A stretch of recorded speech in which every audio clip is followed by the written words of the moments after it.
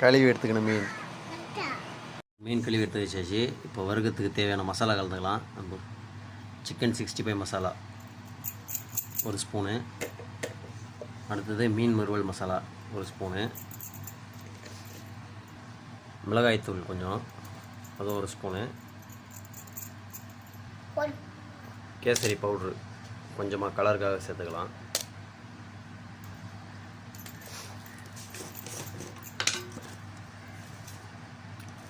தேவையான அளவு சால்ட்டு.